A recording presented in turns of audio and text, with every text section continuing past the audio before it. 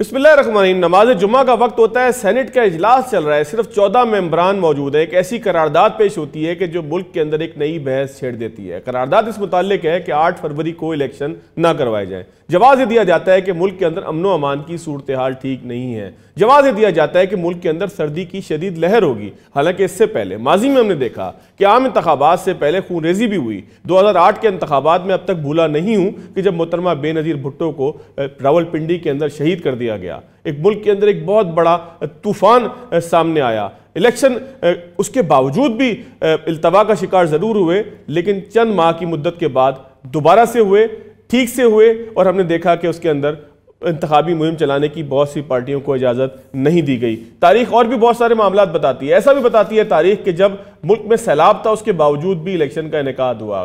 तारीख ये भी बताती है कि पाकिस्तान से बाहर बहुत से ममालिक में जंग के दौरान भी इलेक्शन होते रहे। बहरहाल इलेक्शन तो होते रहे, लेकिन सेनेटर्स का एतराज़ सर आंखों पर।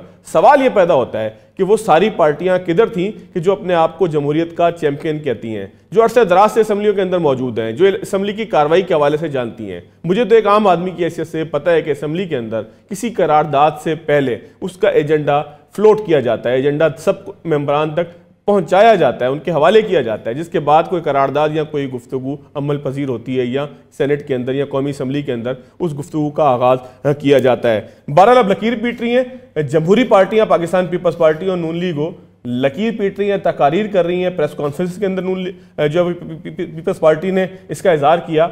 सूरत हाल ख़राब हुई क्यों, मामला आखिर था क्या। आबिद ज़ुबैरी साहब मेरे साथ मौजूद हैं, साबिक सदर सुप्रीम कोर्ट बार एसोसिएशन की। अदालतों की कार्रवाई लोग बराह रास्त टीवी चैनल्स पर देख रहे हैं, कुछ तबसरा ले लें, कुछ समझने की कोशिश कर लें, क्योंकि बहुत से ऐसे रिमार्क्स होते हैं, बहुत से ऐसे मामलात होते हैं कि जो ज़ाहिर है कि समझा वही सकता है कि जो अदालतों में मुकदमात की प्रोसीडिंग करता रहा हो, अदालतों में मुकदमात को देखता और चलाता रहा हो, और ख़ास तौर पर पाकिस्तान का एक नामवर वकील हो। ज़ुबैरी साहब बहुत शुक्रिया आपके वक्त का। ज़ुबैरी साहब, नाअहली की मुद्दत के हवाले से फैसला महफूज हो गया, बड़ी बहस भी चलती रही। 2-3 ऐसी ऑब्जर्वेशन थी कि जिसको अगर आप कुछ डिस्क्राइब कर दें। इस पे अपील पे कोई नहीं गया था। नाअहली की मुद्दत पे चीफ जस्टिस साहब ने कहा कि ऐसा महसूस होता है कि पूरी कौम इसके ऊपर मुतमईन थी, और फिर नाअहली के हवाले से जो है वो गुफ्तगू हुई। तो कहीं ऐसा तो नहीं था कि नाअहली का जो मामला था ये किसी मखसूस तनाजुर के अंदर इससे पहले भी जो है वो अमल पजीर होता रहा, अदालतें उसको फैसला देती रही हैं, या आपको लगता है कि पहले फैसलों के अंदर कुछ कमी थी और अब प्रोसीडिंग्स ठीक हो रही है? तबसरा क्या करेंगे इस पे कानूनी तौर पर आप? हाँ, बिस्मिल्लाहिर्रहमानिर्रहीम। देखिए, बड़ा इसमें आप इलेक्शन एक्ट के तहत और आइन के आर्टिकल 62 और 63 के तहत तो नाअहली तो पहले से होती हुई आ रही है 2010 से, क्योंकि आपको पता है ये अब 62(1)(f की 18वीं तरमीम में इसकी अमेंडमेंट हुई थी, और उसका कोई मार्शल लॉ नहीं था, ये पार्लियामेंट ने की थी। और उसको इन सारी क्लॉजेस को आर्टिकल 62 और 63 जो पहले डिक्टेटर्स के ज़माने में ऐड हुए थे उनको रिटेन किया गया था, उसमें थोड़ा सा रद्दोबदल किया गया था। तो एक अमेंडमेंट थी, और सुप्रीम कोर्ट अपने फैसलों में कह चुकी कि हम कॉन्स्टिट्यूशन के जो अमेंडमेंट्स होती हैं या उसको हम सेट असाइड नहीं कर सकते, ये आर्बिट्रेरी कोर्ट्स के केस में उन्होंने कहा था। तो ये सारी चीज़ें हैं। अब देखिए, किसी ने चैलेंज किया उस कानून को, नहीं किया, तो जिनकी नाअहली हुई थी वो उस पर रिलाई कर रहे हैं। तो ज़ाहिरी बात, जो उसको चैलेंज कौन करता, और चैलेंज का वक्त हो सकता है कि इसलिए शायद ना किया हो। तो लेकिन जो लोग, मैं ये आपसे कह रहा हूँ कि जिन लोगों की नाअहली हुई थी उनके केसेस तो नहीं है। अब ये डिपेंड करता है कि कोर्ट फैसला क्या करती है। आप कह रहे हैं फैसला महफूज हो गया है, तो उसको ये देखना है कि ये जो समीउल्लाह बलोच वगैरह का केसेस हैं, ये क्या आए सही इनका फैसला हुआ था, ये गलत थे कानूनी और आईनी तौर पे। हो सकता है क्योंकि लार्जर बेंच है उनको सेट असाइड कर दे और कहे आर्टिकल सेक्शन 232 के अंदर जो तरमीम हुई थी वो सही है, पार्लियामेंट का इस्तेहकाक है, उन्होंने ये कानून पास किया और उन्होंने कहा है कि जो मुद्दत उन्होंने मुकर्रर की 62(1)(f) में 5 साल की, वो प्रिवेल करेगी। और किसी की नाअहली पहले 62(1)(f) में हुई भी है तो वो ख़त्म हो जाएगी। ये उनका कहना सुप्रीम कोर्ट के लिए ज़रूरी होगा ताकि जो लोग नाअहल हो सकते हैं आज से पहले वो इलेक्शन लड़ सकें और उनके पेपर्स रिजेक्ट ना हो। लेकिन जो इसमें सबसे इम्पोर्टेंट बात है, जो बाज़ ऑब्जर्वेशंस आई हैं, अब देखना है कि फाइनल फैसला क्या आता है। कुछ लोगों का व्यू ये था, व्यू है कि जी ये जो आप ये 62(1)(f) में कोई भी उसको ज़ैली कानून से आप तब्दीली नहीं कर सकते या उसको डिफाइन, और सुप्रीम कोर्ट का और ये भी एक इशू है, नहीं कर सकते, क्या आईनी तरमीम की ज़रूरत है। दूसरी बात है, सुप्रीम कोर्ट ने कह दिया कोर्ट ऑफ लॉ की डिक्लेरेशन, अब उसका क्या मतलब होता है declaration of the court of law, और कोर्ट ऑफ लॉ का डिक्लेरेशन जब तक चलता रहेगा उस वक्त तक आपकी नाअहली बरकरार रहेगी, इसलिए उसको ताहयात कर दिया। अब इन सारी चीज़ों पर व्यू था, लेकिन मुझे लगता है कि सुप्रीम कोर्ट की जो प्रोसीडिंग्स हुई है उससे लगता है कि सुप्रीम कोर्ट शायद इस नतीजे में पहुंचे। Naturally we have to wait the decision कि जी ये जो नाअहली थी ये 5 साल का, और ये जो पिछले केसेस थे वो उनका सही कानूनी आईनी तौर पे फैसला सही नहीं था। अच्छा, एक चीज़ जो कोर्ट के अंदर डिस्कस होती रही कि पहले जिस जज का जो मूड हुआ उसने फैसला दिया, किसी ने जो है वो तायात नाअहल कर दिया, किसी ने जो है वो 5 साल के नाअहल कर दिया, यानी कि कोई मयार नहीं बना हुआ था कि जिसकी कसौटी के ऊपर सबको परखा जाता। तो इस ऑब्जर्वेशन को आप कितना मेरिट पर समझते हैं? देखिए, मुझे नहीं पता किन केसों का जिक्र कर रहे हैं जिनकी 62(1)(f) के अंदर नाअहली हुई है। 2010 से केसेस हुए, 2013 में हुए, उसके बाद हुए 2018, उसके बाद उन सब में तो नाअहली ताहयात थी, क्योंकि जजमेंट्स कोर्ट की यही आती रही मुतवातिर कि क्योंकि यहाँ कोर्ट ऑफ लॉ की डिक्लेरेशन की बात कर रहे हैं, जब तक कोई डिक्लेरेशन किसी आदमी के खिलाफ चल रहा होगा 62(1)(f) का, उसके अंदर किसी अदालत से कोर्ट ऑफ लॉ का पहले ये डिफाइन करना है कि कोर्ट ऑफ लॉ से क्या मतलब है। कॉन्स्टिट्यूशन कोर्ट आता है, उसमें सुप्रीम कोर्ट आता है, हाई कोर्ट आता है या नहीं आता, तो जब तक वो डिक्लेरेशन रहेगा उस वक्त तक वो रहेगा। ये तो मुतवातिर एक फैसले इसी लाइन पे आते रहे। और अगर किसी की नाअहली 63 डिस्क्वालिफिकेशन 1N में या उसमें हुई है तो उसमें तो 5 साल का पीरियड दिया हुआ है, लेकिन जिनका 62(1)(f) का इशू था उसमें तो उन्होंने सुप्रीम कोर्ट तो एक कंसिस्टेंट व्यू लेती हुई आ रही है 2010 से कि जी इसमें ताहयात मतलब कि परमानेंट डिस्क्वालिफिकेशन होगी जब तक वो डिक्लेरेशन कोर्ट ऑफ लॉ का रहता है। तो मुझे नहीं पता एक इसमें इबाम कैसा था, किस केस का रेफरेंस दिया जा रहा था। ठीक हो गया। अच्छा जुबैर साहब, अगर एक दो चीज़ें और भी हम डिस्कस कर लें, सुप्रीम कोर्ट हमेशा ही ऑब्जर्वेशन देते आ रही है, जो मौजूदा बेंच है और ख़ासतौर पे फ़ाइज़ ईसा साहब, काजी फ़ाइज़ ईसा साहब हैं, वो ऑब्जर्वेशन दे रहे हैं कि पार्लियामेंट की बालादस्ती की बात कर रहे हैं, पार्लियामेंट की करारदादों को जो मुकद्दम रखने की बात कर रहे हैं। दूसरी जानिब आज एक सेनेट से एक करारदाद पेश हुई है कि जी इंतखाबात को, बल्कि मंजूर हुई है कि इंतखाबात का जो है वो इल्तवा किया जाए, क्योंकि मुल्क के हालात ऐसे नहीं हैं। गो के 100 में से सिर्फ 14 लोग वहाँ पर मौजूद थे, लेकिन वो ज़ाहिर है कि पार्लियामेंट की अपनी प्रोसीडिंग का मसला है। जब करारदाद मंजूर हुई है, चाहे 4 करे 2 करे, अक्सरियत से मंजूर हुई है, बहरहाल उस बहस में जाए बगैर अब सुप्रीम कोर्ट जो है उसका फैसला एक जानिब है कि 8 फरवरी को इंतखाबात पत्थर पर लकीर हैं। यहाँ तक कि हमें डिस्कशन से भी मना किया गया और कहा गया कि अपनी सिर्फ अहले खाना से आप डिस्कशन कर सकते हैं, यानी कि इतना सख्त एक तरह का ऑर्डर है। बीवी से सर, सिर्फ बीवी से चले। हमने थोड़ा सा नाम उसको मैंने कैटेगोरिकली के बजाय बीवी उसको कर लेते हैं, बिल्कुल सिर्फ बीवी से डिस्कशन कर सकते हैं। आपने ठीक दुरुस्त किया, क्योंकि सुप्रीम कोर्ट का फैसला है सर, मैं ऐसे कर नहीं सकता कुछ।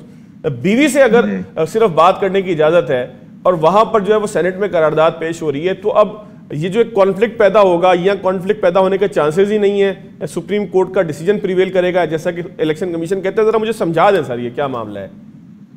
देखिए, आपने ये प्रैक्टिस एंड प्रोसीजर में देखा, वहाँ मेजॉरिटी ऑफ दी जजेस ने ये फैसला किया कि कानून जो पार्लियामेंट ने पास किया और वो इंटरनल उनके रूल्स को चेंज कर सकता है और कार्यपालिका का इख्तियार है, तो इससे बात क्लियर हो गई कि मतलब कि वो प्रिवेल करेगा और सुप्रीम कोर्ट की बात नहीं है। तो एक बालादस्ती सुप्रीम कोर्ट ने एक्सेप्ट कर ली पार्लियामेंट की कानून साजी की और कहा कि वो कानून चाहे उनका अपना इंटरनल सुप्रीम कोर्ट का भी मामला होगा उसमें वो कानून साजी कर सकते हैं। तो ये बहुत बड़ा फैसला है कि अब वो सुप्रीम कोर्ट के इंटरनल अफेयर्स में भी पार्लियामेंट का फैसला मुकद्दम होगा, वो बाइंडिंग होगा।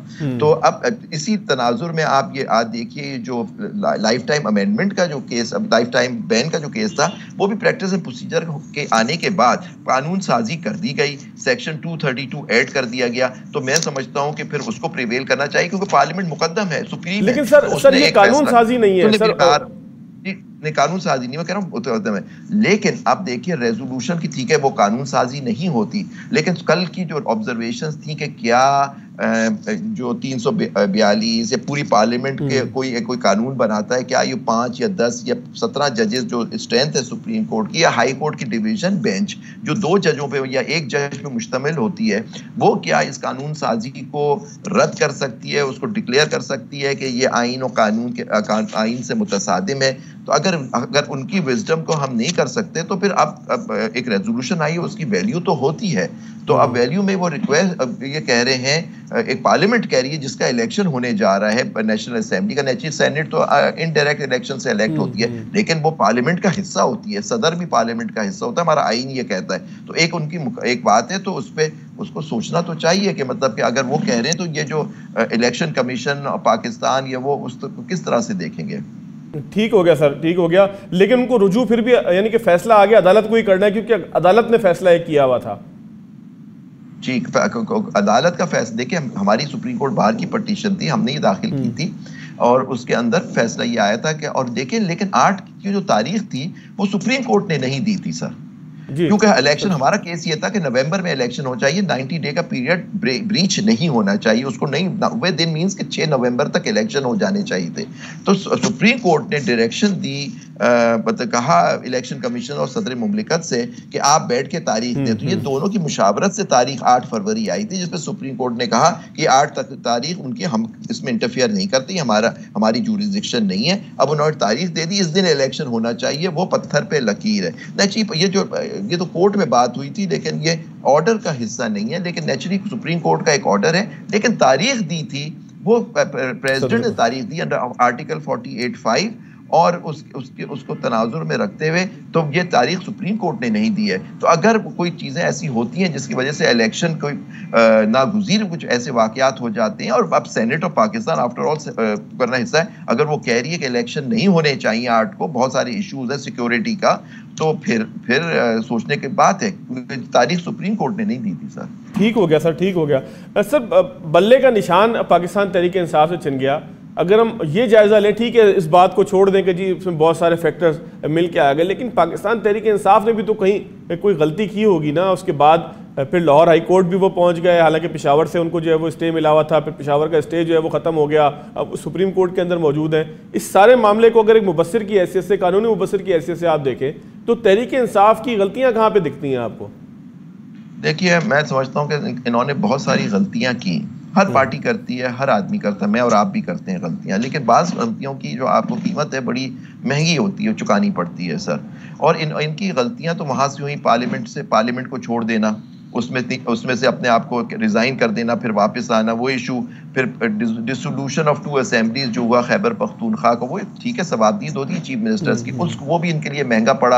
अब मुझे नहीं पता उसके क्या मुहर्रकात थे, लेकिन आप देखिए आज 1 साल से अनडेमोक्रेटिक इलीगल गवर्नमेंट बैठी हुई है पेशावर KPK में और पंजाब के अंदर, फिर नेशनल असेंबली का इलेक्शन खुद डिले हो जाना, ये सारी चीजें हैं। और फिर 9 मई के वाकयात होना जिनका इल्जाम उन पे लगाया जाता है, जबकि अब ये साबित नहीं हुआ कि ये एज अ पार्टी या कुछ इंडिविजुअल्स ने या किन लोगों ने वो किया था, क्योंकि अभी तक किसी पे जुर्म साबित नहीं हो सका है। लेकिन सारा मलबा उन पे डाल दिया गया और फिर सारी पार्टीज उनके खिलाफ हो गई। तो ये सारी चीजें, अब देखिए, अब सिस्टम उनके खिलाफ हो गया। एक व्यू था एक इमरान खान साहब का कि जी एक कॉन्स्पिरेसी थी जिसके तहत उनको हटाया गया, और वो वक्त ने बताया कि वो हो सकता है उसमें कुछ सदाकत हो, लेकिन वो भी डेमोक्रेटिक राइट पार्टीज का था, नो कॉन्फिडेंस। लेकिन फिर भी वो पाकिस्तान की पॉलिटिकल का हिस्सा हैं। आप उनको बिल्कुल आपने दीवार के साथ उनको लगा दिया गया। आप उनकी एक पार्टी की सपोर्ट है इस मुल्क के अंदर, वो नेशनल पार्टी है। आपने देखा कि उनके कैंडिडेट्स को, जो उनके लोग थे, उनको कागजात जमा कराने में कितनी मुश्किलात हुई। अक्सरियत उनके लोगों के कागजात रिजेक्ट हुए। फिर आप देखिए उनके साथ जो बहुत सारों के आज मंजूर भी तो हो गया, लेवल प्लेइंग फील्ड का जो एतराज था उनका, बहुत सारे। मैं बात कर रहा हूँ आरओस को, जो इलेक्शन कमीशन के अंडर होते हैं सर, वो ब्यूरोक्रेट्स हैं, वो ये हाई कोर्ट से हो रहे हैं सर। वो जुडिशल ट्राइब्यूनल्स जो है वो हाई कोर्ट के जजों पे मुश्तमिल हैं। अगर वो फैसले सही करते तो लोगों को हाई कोर्ट आने की जरूरत ही नहीं होती, लेकिन क्यों इन्हीं के खास तौर पे, इन लोगों के या जो लोग ऑपोजिशन में, उनके क्यों रिजेक्ट किए गए। तो देखिए सारी बातें लेवल प्लेइंग फील्ड, और सबसे इंपॉर्टेंट कि इलेक्शन शेड्यूल आने के बाद फिर आपने उनका फैसला सितंबर से 2 महीने तक महफूज रखा इंट्रा पार्टी। किसी और पार्टी के बारे में इलेक्शन कमीशन ने कोई फैसला आज तक किया या नहीं किया, मुझे नहीं मालूम कि उनके कोई रूलिंग आई हो उसके अंदर।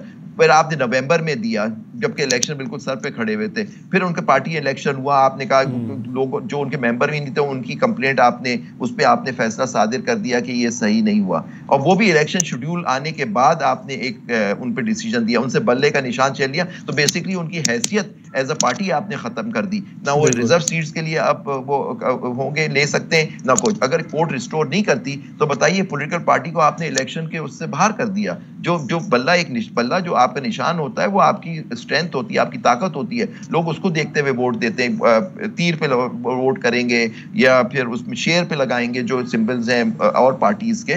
तो देखिए वो उनसे आइडेंटिफाई होते हैं। आपने उनसे ले लिया, वो आजाद हैसियत में लड़ेंगे। फिर एक इशू और भी आएगा, ये हॉर्स ट्रेडिंग का, क्योंकि under the law they have to join a party जो आजाद उम्मीदवार होते हैं विद इन अ पीरियड दिया हुआ है। तो फिर ये सारी चीजें अब सामने आ जाएंगी, लेकिन आपने बेसिकली उस पार्टी को खत्म कर दिया। अगर वो अपने इलेक्शन सिंबल पे, ये पीपल्स पार्टी के साथ हुआ था जब उनसे तलवार का उनका निशान ले लिया गया था सर। तो ऐसे माजी में बहुत एग्जाम्पल्स मौजूद हैं, इवन नून लीग के साथ हुआ, लेकिन वो सेनेट इलेक्शन था। जी सर, एक आखिरी चीज के ऊपर अगर आप थोड़ा सा बयान कर दें। इलेक्शन कमीशन की टीम जाती है, उसके मेंबरान जाते हैं, जेल पहुंचते हैं, वहां पर इत्तला ये आती है कि बानी चेयरमैन पाकिस्तान तहरीक इंसाफ उनको धमकियां देते हैं कि तुम पे आर्टिकल 6 लगाऊंगा जब मैं हुकूमत के अंदर आऊंगा और तुम बड़ा गलत कर रहे हो। सर, ये बिहेवियर कुछ बनता है? सर मैं इस पे ना मैंने सुना है ना आपने सुना है, मुझे नहीं पता वो कब पावर में आएंगे। मुझे नहीं पता, एक आदमी जेल में है, वो आके कह रहे हैं इलेक्शन कमीशन की जो बात है, जो उनका रवैया रहा है इंसाफ और कानून का और इलेक्शंस के मामले में, तो मैं जरा इसको सोचूंगा कि आके वो कह दें कि जी उन्होंने मुझसे ये कहा। इस तरह की बात किसी और ने देखा उनके अलावा? कोई और विटनेस है? आप देखिए इस्लाम के अंदर भी है कि आप गवाह लाइए, कि गवाह के सामने कह के उसने ये बात कही। I doubt it sir. Sir, अगर कोई रिकॉर्ड उसका आ जाता है, कोई वीडियो आ जाती है, कोई उसकी कोई शहादत आ जाती है, तो मुश्किलात पैदा होगी खान साहब के लिए।